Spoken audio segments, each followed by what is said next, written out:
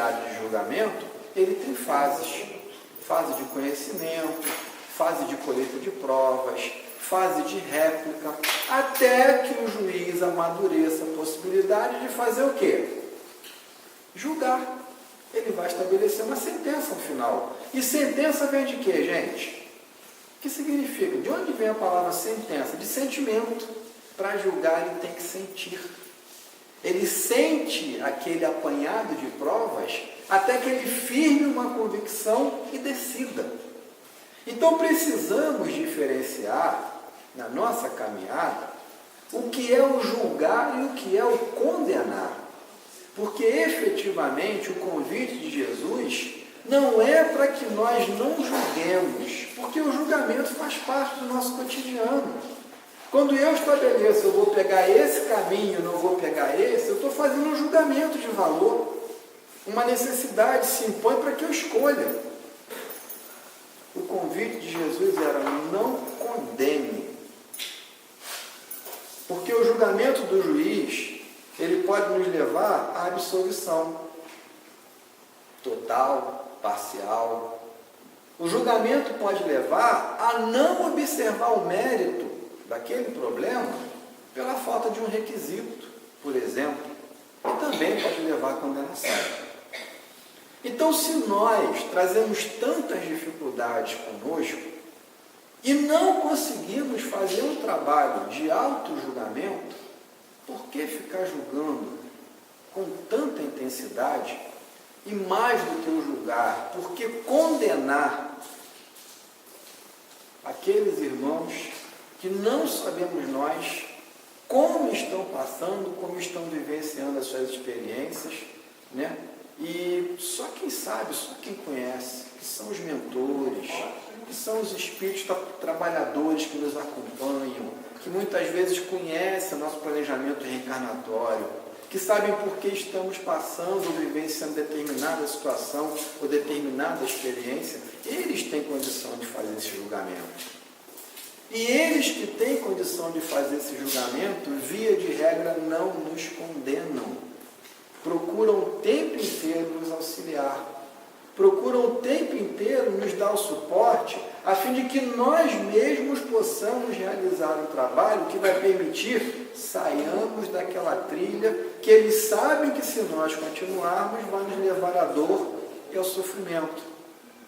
E Jesus, ele não apenas convidou no Sermão da Montanha, ele exemplificou. A gente lembra, então, daquela mulher adúltera que foi levada pelo grupo de judeus a um julgamento e condenação aos pés de Jesus. Eles queriam colocar Jesus numa cilada, porque, em tendo cometido adultério, era da lei mosaica que a mulher fosse lapidada. A pena era de lapidação. E o que significava lapidar? Apedrejar. Ela seria morta por apedrejamento. E Jesus pedia para perdoar.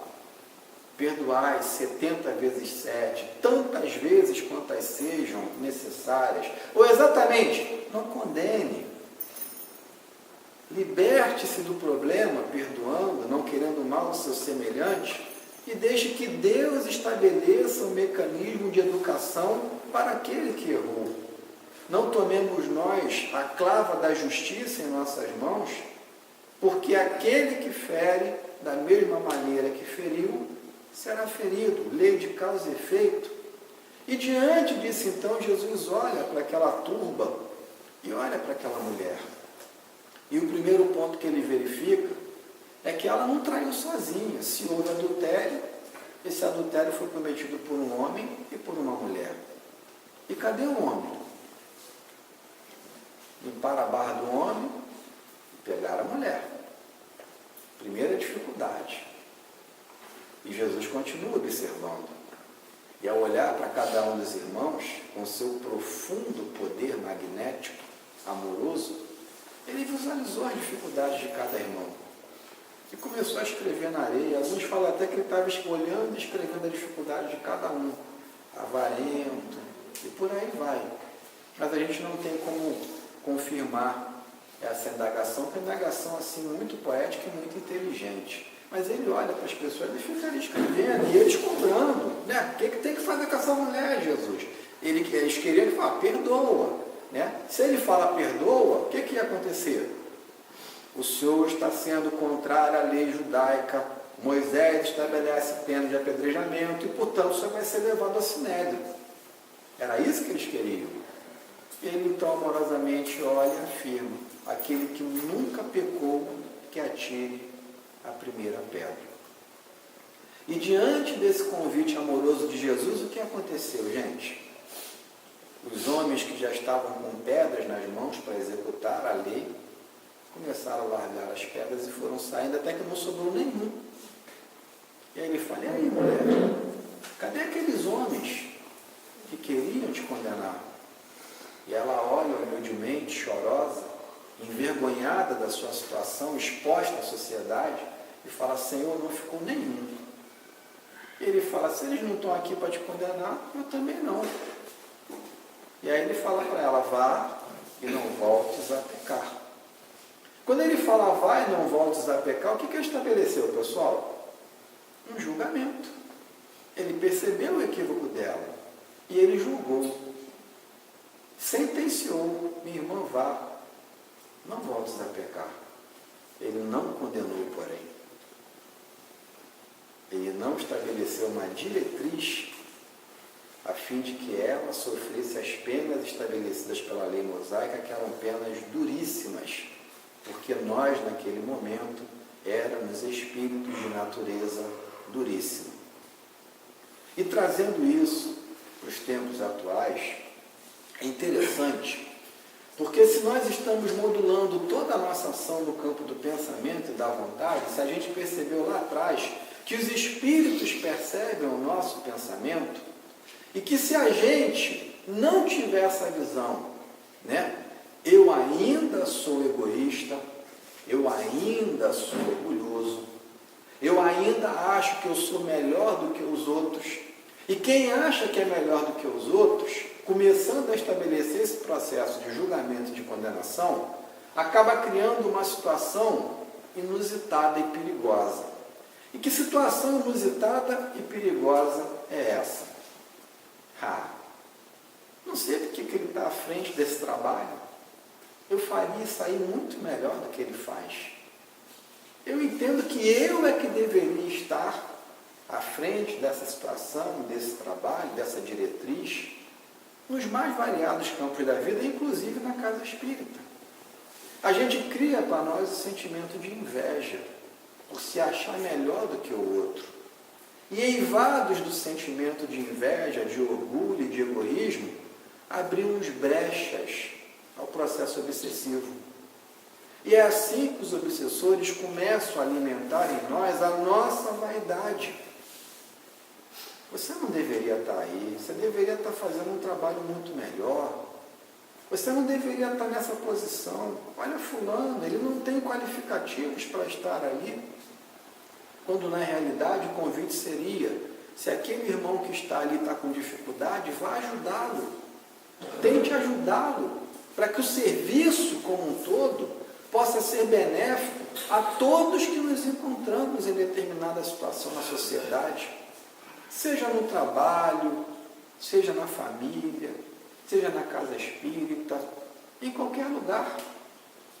Mas nós, sequiosos muitas vezes de poder, e esquecendo que o poder que conhecemos é transitório, porque no mundo espiritual a autoridade é especificamente moral, e se não tivermos essa autoridade moral, mesmo que tenhamos sido grandes homens de vulto a nível material, lá chegaremos em condições muito humildes. De repente necessitaremos de espíritos que humilhamos aqui para o socorro que muitas vezes não merecemos, mas que vem por acréscimo de misericórdia. É em cima de tudo isso que Kardec procura trazer para a gente essa visão de que a gente precisa se ajudar, ao invés de ficar julgando e condenando o que é o pior. Porque trazemos conosco essa carga que permite a facilitação dos processos obsessivos que vão penetrar nossos lares, nossas atividades profissionais, nossas atividades religiosas, e é tudo que eles pedem que não façamos, e que a gente se esquece e acaba fazendo, criando animosidade, criando dificuldades, criando pontos de tensão, onde deveriam haver pontos de união, pontos de amor, pontos de luz. Kardec, então, lá na terceira parte do Livro dos Espíritos, ele nos convida a fazer esse trabalho. Ele foi pedir orientação a quem? A Santo Agostinho. Lá agora, perdoe-me, vou esquecer o capítulo, mas se não me falha a memória, na questão 917 seguinte, e em especial na questão 917A. 917 vai tratar do egoísmo. Ele vai dizer que o egoísmo é uma marca que a humanidade traz, e isso é natural, porque vivemos num mundo de provas e expiações, que é um mundo destinado a espíritos ainda imperfeitos que somos, e que estamos agora, né, nessa luta para passarmos de provas e expiações e seguirmos para a regeneração. Entendendo que a regeneração é um mundo qualificado para espíritos que estão cansados de errar e que querem descansar para ter uma segunda chance. Então não é esse mundo de perfeição, mas é um mundo que acolhe. Acolhe a quem está arrependido. E a gente só vai se arrepender, que é o primeiro passo de renovação, se a gente olhar para dentro da gente. E aí a gente segue para 919, 919A, onde ele vai perguntar para Santo Agostinho. E quem foi Santo Agostinho? Foi um homem do mundo. Foi um homem que gostava de namorar, que teve filhos, né, que teve amante, mas que dá uma guinada na sua vida e que começa a colocar a filosofia, que ele tinha um profundo conhecimento de filosofia, à disposição da religião. E ele dá essa guinada moral e ele polariza, ele cria na África um centro de polarização religiosa no caminho do bem e do amor. E como que ele consegue sair dessa visão, entre aspas, mundana, né, dessa visão sensual, e consegue se transformar num dos pais da igreja, num dos alicerces da igreja naquele momento, fazendo todo um trabalho de teologia para reforçar o amor de Cristo aqui na terra. E Santo Agostinho fala para Kardec: todas as noites eu fazia uma revisão dos meus atos. Eu observava se eu tinha feito algo de errado, se tinha algum ponto obscuro na minha passagem, se tinha algo positivo. Ele traz para a gente como se fosse o quê, pessoal, que trabalha aí com contabilidade, livro inventário, né? Um inventário, um livro razão, um balancete. Um balancete, débito e crédito. E toda noite, diz Santo Agostinho, ele questionava. É uma coisa interessante para a gente. Se eu morrer agora, como é que eu vou chegar no reino espiritual? Será que eu consigo chegar bem? Eu, particularmente, peço a Deus para não me levar agora, para me dar a oportunidade de trabalhar mais um pouquinho, né? Porque senão eu vou chegar lá pesado ainda. Mas era um trabalho que ele fazia, entendendo que o corpo era mortal e que ele, mortal, retornaria ao reino espiritual. Como ele chegaria? Leve, suave, tranquilo, em paz com a sua consciência, ou ainda carregando dificuldades. E isso incentivava a ser uma pessoa melhor, a se melhorar, a não observar as dificuldades alheias e tentar realizar um trabalho que pudesse beneficiar a coletividade ao qual ele se encontrava. Então foi com isso que ele conseguiu sair daqui melhor. Não observando os defeitos da igreja naquele momento, não criticando o Papa, não criticando os reinados, mas usando das críticas que lhes foram feitas para que ele pudesse crescer aprendendo a trabalhar no bem. E isso é algo maravilhoso, porque, digo por mim, pessoal, eu estou muito longe disso ainda. A gente ainda está muito apegado à matéria, a gente ainda está muito preocupado com as dificuldades do nosso cotidiano, e às vezes, muitas vezes, né, a gente acaba se esquecendo, reitero, de fazer uma prece. A gente se esquece de abrir esse canal de comunicação com o plano espiritual, que vai nos trazer um pouco de inspiração, para a gente não olhar aquela mulher que grita na rua com tanta insensatez, com tanto desequilíbrio, para a gente entender que tem um ser humano ali com as suas dores, com as suas dificuldades, que às vezes está gritando porque não conseguiu dinheiro para comprar comida para o filho. E que está gritando com ela porque está com fome. E o filho que o pai confiou nela. Exatamente. Nada é por acaso. Então existe um planejamento que faz com que aquelas almas se reencontrem para continuar o seu processo evolutivo. E quando a gente então começar a perceber que a gente é capaz de mudar o mundo, quando a gente se modifica para melhor, mais fica reforçada essa ideia que Santo Agostinho colocou para Kardec, para nós, na terceira parte das leis morais, nesse campo da busca pela perfeição, de não querer condenar o outro, de não querer viver a vida do outro, de não querer tomar conta da vida do outro, mas de observar que eu só posso mudar para melhor a mim mesmo. Mas olha que interessante, no dia que eu conseguir me mudar para melhor, eu estou mudando para a melhor sociedade, porque eu também faço parte da sociedade. E são coisas às vezes simples, né, que a gente consegue aprender observando os outros. Convidado a fazer um serviço numa cidade do interior, muito mal educado no trânsito que eu sou, eu percebi que lá os motoristas paravam para que as pessoas pudessem atravessar. Eu fiquei envergonhado. Aqui no Rio de Janeiro. Eu fiquei envergonhado. Aqui no Rio de Janeiro. Resende é assim. Pensei, Paracambi. Eu fui em Paracambi. E fiquei envergonhado. Eu falei, caramba, eu preciso trazer isso para mim. Não importa se eu estou em Nova Iguaçu, se eu estou em colégio, não importa. A gente tem que ter esse carinho, esse respeito para as pessoas idosas, às vezes com dificuldade, e lá, educação, arte de formar caracteres, já é hábito. Então a pessoa para, olha, coloca o pé, o carro para. E indo lá algumas vezes, eu estou começando a me estudar para absorver essa boa conduta, que é obrigação nossa, para poder aplicar por aqui.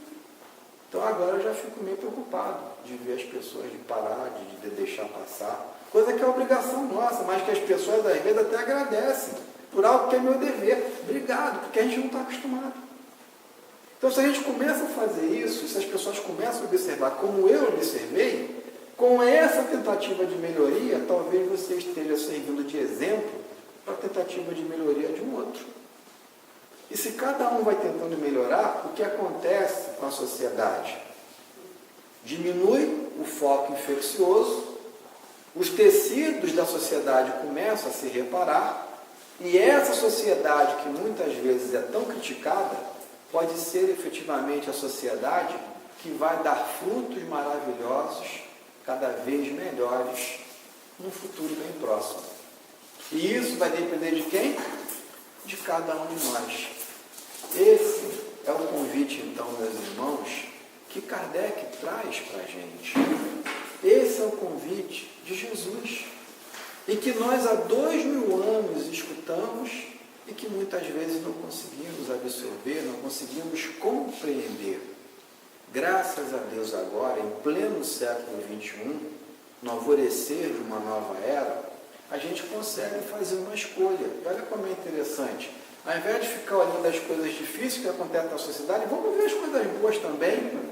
Será que há 10 anos atrás, sexta-feira à noite, depois do trabalho, nós estaríamos numa casa espírita, num templo católico, num templo protestante? Ou faríamos as nossas escolhas, né, para os bares da vida, para as conversas de botequim, para as brincadeiras? Então, está havendo uma melhora, pessoal? Está ou não está? Chovendo e dá por cima? Né? Então, está havendo uma melhora. Assim, a gente que muitas vezes não consegue observar. Que a gente está procurando fazer um esforço para fazer boas escolhas, e essas boas escolhas repercutem de maneira positiva em nossa caminhada. Kardec diz no Livro dos Médiuns que o que qualifica o ser humano para melhor é o estudo de maneira reiterada. Esse estudo de maneira reiterada, ele traz uma coisa maravilhosa para nós, que é a sintonia com os bons espíritos. E quando nós procuramos, pelo nosso esforço, sintonizar com os bons espíritos, os maus, os imperfeitos, transitoriamente maus, vamos colocar assim, eles não se sentem bem e acabam afastando. Ou modificam o seu padrão, renovam e tentam buscar as coisas boas também. Então depende de cada um de nós. Esse é o toque do despertar, para a gente despertar. Desculpa. Não, que isso. Né? É o toque do despertar, que a gente precisa às vezes dessa chamada carinhosa. E a gente precisa ser lembrado, né? Com certeza. E os mentores lembram. Constantemente. Constantemente. A gente, muitas vezes, é que não se dá a possibilidade de sintonizar com esses irmãos. Então fica aqui para a gente, pessoal, meu agradecimento sincero pela oportunidade de estar aqui com vocês, falando sobre esse tema que me toca profundamente, porque eu preciso fazer esse trabalho, ainda sou portador de grandes dificuldades, então é com gratidão que a gente fala, não para vocês, mas que a gente procura falar para nós. E ao mesmo tempo a gente vai trocando e vai aprendendo, pedindo assim ao Senhor Jesus que possa nos sustentar, que possa nos abençoar, que todos possamos voltar melhores aos nossos lares, tendo a esperança de que não estamos abandonados e de que dias melhores com certeza virão. Mas no palco da vida, para conseguirmos esses dias melhores, precisamos entender que todos nós somos atores, todos nós somos convidados ao trabalho. E este trabalho, que é para todos, faz com que a gente reflita naquele contexto que Jesus nos deixou. Muitos são chamados, poucos são os escolhidos. Mas que os Espíritos afirmaram, da nossa parte, porém, nós queremos que todos sejam escolhidos. E para que todos possamos ser escolhidos, para que todos possamos continuar nesse mundo maravilhoso, alcançando a regeneração, isso só vai depender de quem? Dos outros ou de nós? De nós. Daí, agradeço a vocês pela oportunidade de poder olhar para dentro de mim e verificar que eu não valho muita coisa não, mas que eu vou tentar melhorar com a ajuda de vocês. Muita luz e muita paz a todos. Muito obrigado.